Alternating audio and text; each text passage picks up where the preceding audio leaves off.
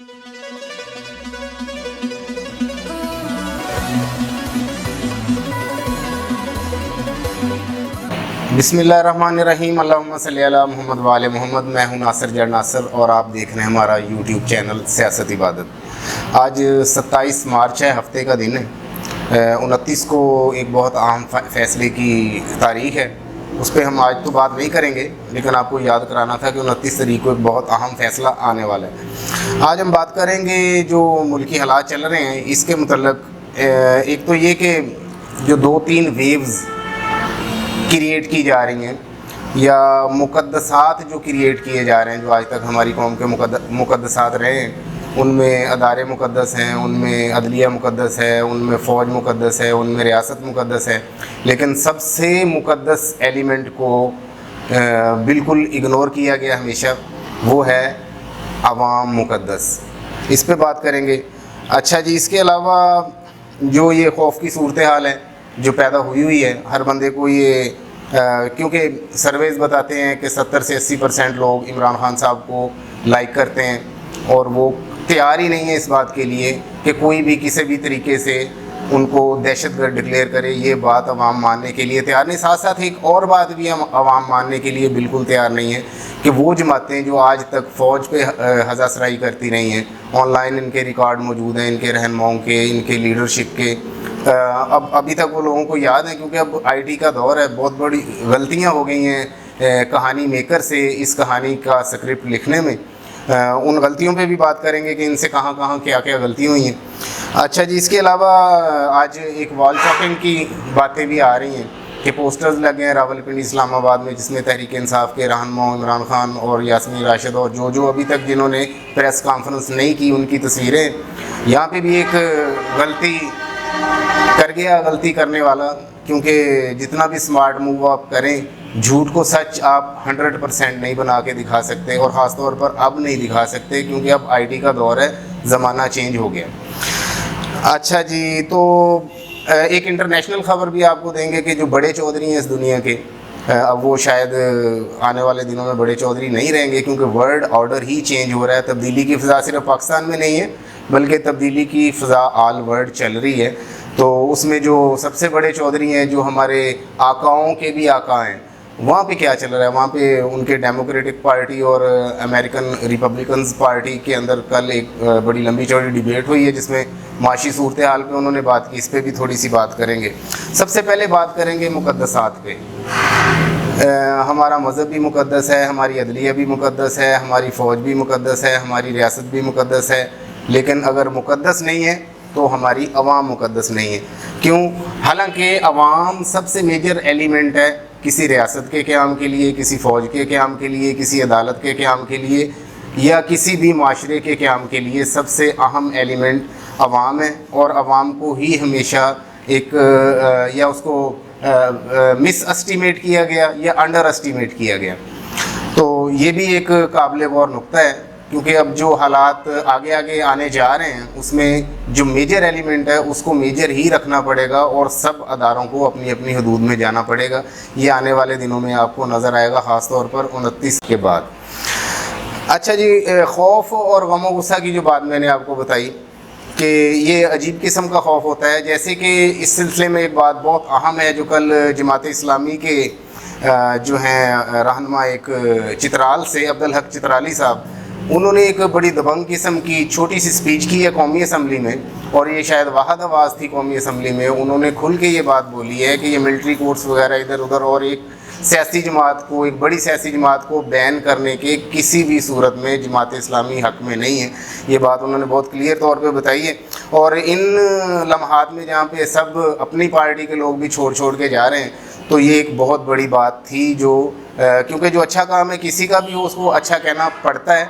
और उन्होंने साथ में जो नुक्ता उठाया, उन्होंने ये बात की कि ये हमारा मज़हब, हमारी शरीयत भी इस चीज़ की इजाज़त नहीं देती, क्योंकि वो जमात इस्लामी उनका नाम है, वो अपना जो मेन एलिमेंट है वो इस्लाम को ही रखते हैं। इसलिए उन्होंने शरई तौर पर इस बात को वाज़ेह किया कि किसी भी मामले में आप किसी एक पार्टी को साइड पे करके मामले को वाज़ेह तौर पे नहीं देख सकते। ये एक बहुत बड़ा दबंग किस्म का उनका कौमी असम्बली में, जो कि PDM के इत्तेहादी भी हैं फ़िलहाल तक, तो ये बात उन्होंने की है। फिर एक मेडिकल रिपोर्ट की बात बहुत कल से चल रही है, जो कादर पटेल साहब ने की हैं, जो जेन्युइन मेडिकल रिपोर्ट है वो तकरीबन सब लोगों के पास अब पहुंच गई है, हमारे पास भी आई थी, जिसमें मेरा ख्याल है कि एक अनबिलीवेबल किस्म की ये मेडिकल रिपोर्ट है कि इस उम्र में भी एक बंदे का बीपी भी ठीक है, उसके खून के नमूने भी जितने सैंपल्स लिए गए वो भी सब ठीक हैं, यानी कि वो 110% फिट हैं अपनी उम्र के हिसाब से। तो वो मेडिकल रिपोर्ट जैसे ही मंजर आम पे आई और रिपोर्ट पेश करने वाला कौन था वो सारा कच्चा छटा थोड़ी देर के बाद सोशल मीडिया पे आ गया, और लोगों ने यहाँ तक लिखा कि अगर बात पेशाब टेस्ट करके बताने तक आ गई तो अब इनको इमरान खान साहब से सुलह कर लेनी चाहिए। अच्छा जी, इसके बाद खौफ की एक बात मैंने आपको की थी कि खौफ क्या है। खौफ की एक नफ्सियात होती है। अब ये हम इधर 5-6 लोग बैठे हैं, यहाँ पे अचानक सांप निकल आए, ये टेबल के नीचे से या साइड से सांप निकल आए तो फौरी तौर पे हम खौफजदा हो जाएंगे। फिर उसके बाद क्या होता है, जो इंसान का अल्लाह ताला ने जो बॉडी मैकेनिज़्म बनाया हुआ है ना, उस बॉडी मैकेनिज़्म में आपकी नफ्सियात इस पे काम करती है कि खौफ तादेर नहीं होता। मतलब ये कि सजाए मौत के कैदी भी इस वक्त जेलों में हैं, वो खौफ से बिल्कुल नहीं मरते। जिस बंदे को ये पता हो कि 10 तारीख को आज से 10 दिन बाद मुझे फांसी लगने वाली है, इससे ज़्यादा खौफ मेरा कल कोई नहीं हो सकता, लेकिन कोई भी बंदा कभी फांसी से पहले नहीं मरा कि खौफ की वजह से मर जाए। उसकी वजह क्या है? उसकी वजह ये कि इंसानी नफ्सियात का जो अल्लाह ताला ने एक मैकेनिज़्म बनाया हुआ है, उसमें खौफ पे काबू पाने का भी एक एलिमेंट है। खौफ वक्ती तौर पे खौफज़दा करता है, जैसा कि 9 मई के बाद से लेके अब तक नून लीग ने जो सिनेरियो बना के पेश किया, पूरी जो स्टोरी थी वो तो अब खैर आउट हो चुकी है। अब हर बंदा तकरीबन इस बात को समझ गया है कि 9 मई के असल ज़िम्मेदारान कौन हैं, वो कौन गुल्लू भट्ट हैं। वो चीज़ अब तकरीबन सब अदारों तक तहकीकाती रिपोर्टों में हर चीज़ नुमायाँ हो चुकी है। ये जो एलिमेंट इन्होंने एक प्री पेड और प्लानिंग के साथ फैलाया, जिसके लिए उन्होंने इलेक्ट्रॉनिक मीडिया को इस्तेमाल किया, प्रिंट मीडिया को इस्तेमाल किया, सोशल मीडिया को इस्तेमाल किया, ये सारी चीज़ें, लेकिन अब वो खौफ ज़ायल होना शुरू हो गया और इसने खौफ ने ज़ायल होना ही था। अच्छा जी, मैंने आपसे बात की थी कि गलती क्या हुई है। जो कहानी का स्क्रिप्ट लिखने वाला है, और इसमें एक आपको छोटा सा चटखला भी सुनाता जाऊँ। इमरान खान साहब ने कहा कि अगर मैं खंबे को भी टिकट दूंगा तो लोग उसको वोट डालेंगे। इस पर रीट्यूट एक बड़ा मज़ेदार आया, वो मैं आपको बताता हूँ। किसी ने रीट्यूट किया है इस पर, उन्होंने कहा कि खान साहब ज़रा हिसाब से बयान दिया करें, ये इतने पढ़े लिखे लोग नहीं हैं, ये ना हो कि हमारे महलों से खंबे ही उखाड़ दे तो हम बिजली से भी महरूम हो जाएँ। तो ये एक हल्का सी मजाक की बात थी। गलती कहाँ पे हुई है? एक तो मेजर बात जो मैंने आपको बताई है कि गलती हुई है, इन्होंने जो मिस एस्टिमेट किया, अंडर एस्टिमेट किया आवाम को। दूसरा, किसी भी काम के लिए वो सही काम भी हो, अगर आप वक्त का तयन दुरुस्त नहीं करेंगे तो वो दुरुस्त काम भी सही तरीके से नहीं हो सकता। ये जो प्लान था ये नया नहीं है, ये पकड़ दकड़ नहीं है। जमातों को बैन करना नया नहीं है, इनके नाम चेंज हो जाते हैं, बड़े बड़े लोग छोड़ के जाते रहे माजी में, ये सारे हैं, इस पर सब डिस्कस कर चुके हैं, मैं आपका ज़्यादा टाइम नहीं लूँगा। मतलब बात करने का ये है कि स्क्रिप्ट पुराना है, लेकिन गलती क्या हुई है? टाइमिंग की गलती हुई है। ये 90 में चल जाना था, 71 में चल गया था, 2000 तक भी चलता रहा, फिर उसके बाद भी चलता रहा, 2018 तक ये सीन चलता रहा। अब इस जो IT एज है, इसमें आप ज़्यादा देर तक ना तो लोगों को खौफज़दा रख सकते हैं और ना ही अपना कोई भी झूठा बयानिया आप लोगों के ज़हन पे नक्श कर सकते हैं। तो हुआ क्या, एक तो इनसे वक्त के इंतखाब में बहुत गलती हुई। ये काम 2023 में ना होता, इससे पहले हो जाता तो शायद ये काबिल कबूल होता।